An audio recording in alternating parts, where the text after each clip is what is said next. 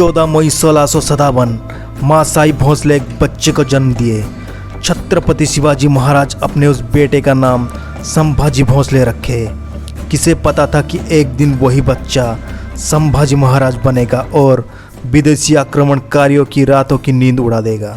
संभाजी महाराज जब 2 साल के थे उनका माँ के देहांत हो गए, इसलिए उनका पालन पोषण उनके दादी माँ जीजाबाई ने की।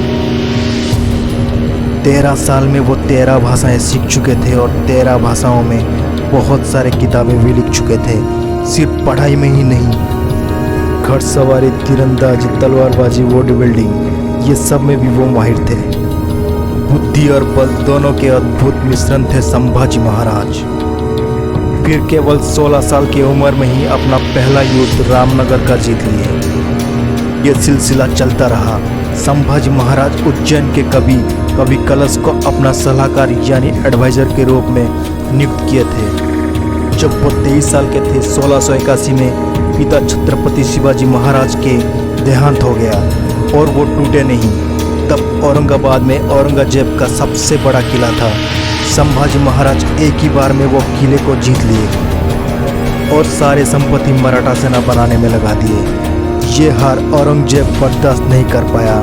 संभाजी महाराज हिंदुस्तान के वो महान राजा थे जो 9 साल में 120 युद्ध लड़े और एक भी नहीं हारे थे। औरंगजेब नॉर्थ इंडिया छोड़कर साउथ में आ गया महाराज से लड़ने, और महाराज तो यही चाहते थे। साउथ में औरंगजेब को उलझा के नॉर्थ में पंजाब, बुंदेलखंड, राजस्थान में अपना सेनाएं तैयार कर लिए। इतने में औरंगजेब समझ चुका था कि महाराज को सामने से हराना नामुमकिन है। गनौजी सिरके जो महाराज के साले था, उसका और महाराज के बीच में कुछ मुठभेड़ हुआ और इसी बात का फ़ायदा उठाकर औरंगजेब गनौजी सिरके को अपना तरफ कर लिया। अब संभाजी महाराज और कवि कलश जी एक गुप्त मीटिंग के लिए गुप्त रास्ते से जा रहे थे, तो उसका जानकारी गनौजी सिरके ने औरंगजेब को दे दिया। जो इतना सालों में औरंगजेब और 13 लाख सेना नहीं कर पा रहे थे, वो धोखे ने कर दिखाया। महाराज और कवि कलश जी को औरंगजेब का सेना पकड़ लिया और ऊंट में उल्टा लटका कर पूरे नगर में घुमाए। फिर उनके ऊपर पत्थर फेंका गया और उनको बहुत मारा। पर ये तो महाराज और कवि कलश जी के साथ किया गया क्रूरता का बस शुरुआत था। फिर उनको कारागार के अंदर डाल दिया गया। हर शाम को औरंगजेब आता था और 3 सवाल पूछता था। मराठा किंगडम मेरे हवाले कर दो, मैं तुम्हें युवराज बना दूंगा। किसने तुम्हारी मदद किया, उनका नाम बताओ। अपना धर्म परिवर्तन कर दो। महाराज की आंखों में डर का नामो निशान नहीं था।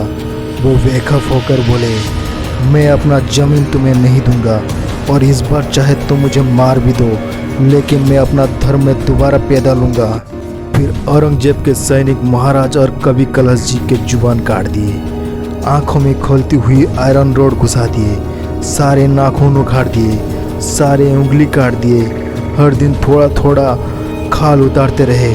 फिर भी महाराज और कवि कलश जी ना तो हारे ना डरे। 40 दिन के बाद 11 मार्च 1689 औरंगजेब ने हार मानकर कहा, मेरे 4 बेटे हैं, अगर एक भी बेटा तुम्हारे तरह होता तो हिंदुस्तान तो क्या पूरा दुनिया जीत लेता। और उसके बाद एक कुल्हाड़ी लेकर महाराज और कवि कलश जी का सर काट दिया और शरीर के छोटे छोटे टुकड़े करके नदी के किनारे फेंक दिया। ये सब जब मराठाओं ने देखा तो उनके भीतर का शेर जाग गया और 10,000 मराठा औरंगजेब का 10 लाख सैनिक को हरा दिए और औरंगजेब का भारत जीतने का सपना ही रह गया। बस ये एक छोटा सा कोशिश है हमारे तरफ से, ताकि हम भारत के वो महान और वीर पुत्र संभाजी महाराज और उनके बलिदानों को भूल ना जाए। वो थे, इसलिए आज हम हैं। अगर ये वीडियो आपको अच्छा लगा तो चैनल को सब्सक्राइब कर दीजिए और वीडियो को लाइक, शेयर एंड कमेंट कीजिए। Thank you.